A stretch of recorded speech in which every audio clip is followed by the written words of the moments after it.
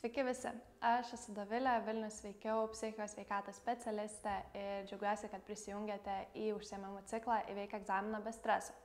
Šiandienos užsiėmimas yra skirtas tėvams, kurio metu norėčiau pasidalinti keliais patarimais, kurie gali padėti sėkmingai įveikti šį laikotarpį. Pirmasis patarimas yra plano sudarimas. Stebint ar prisidedant prie moksleivio pasiruošimo egzaminams, yra ypač svarbu turėti planą, kaip tas pasiruošimas turėtų vykti.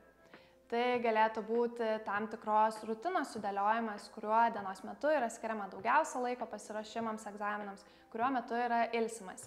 Taip pat tai galėtų būti prioriteto sudėliojimas, kurio egzamino pasiruošimui yra skiriama daugiausia dėmesio, ar tam tikros mokymosi struktūros sudėliojimas. Mokymasis pagal planą ne tik motyvuoja moksleivį tikslingai ruoštis egzaminams, bet ir tuo pačiu suteikia tėvams aiškumo apie patį mokymosi procesą ir jo eigą. Antrasis patarimas yra įkvėpimas. Stenkitės parodyti, kad tikite ir pasitikite, kad moksleivis sėkmingai įveiks šį laikotarpį.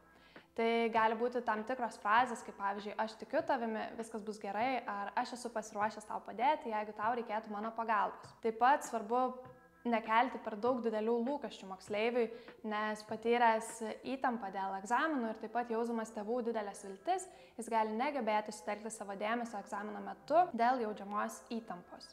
Sudėtingais periodais taip pat yra labai svarbu kalbėti apie ribas ir jas nusistatyti. Tai kad ir kaip kartais gali norėti eiti ir tikrinti, žiūrėti, kaip sekasi moksleiviui ruoštis egzaminams, iš tiesų reikia gebėti suteikti jam erdvės ir neperžengti ribos tarp spaudimo ir skatinimo. Kalbėti apie ribas yra labai svarbu ir pačio mokymosi proceso metu, kad moksleivis nepamirštų daryti pakankamai poilsio pertraukėlių ir visas dėmesys nebūtų sutelktas tik į mokymas. Ir iš tiesų poilsio temą, manau, reikėtų šiek tiek plačiau pagvildenti, kadangi dažnai siekdami kuo geriau pasiruošti egzaminams, moksleiviai yra linkę nuvertinti savo poilsį ir jį aukoti mokymosi sąskaitą. Tačiau svarbu prisiminti, kad tik pailsėjęs organizmas gali sėkmingai funkcionuoti, o miegas yra būtinas informacijos įtvirtinimui smegenyse.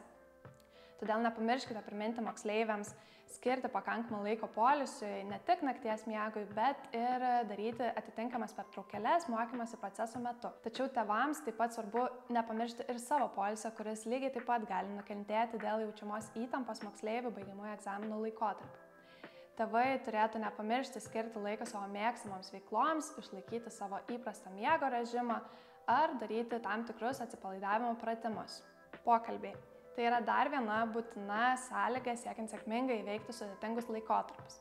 Nes tik pokalbio pagalba jūs galite išsiaiškinti tai, kaip jūsų vaikas iš tiesų šiuo laikotarpiu jaučiasi, kokios pagalbos iš jūsų jam gali reikėti ar kokio įsitraukimo į šį procesą jisai iš jūsų norėtų.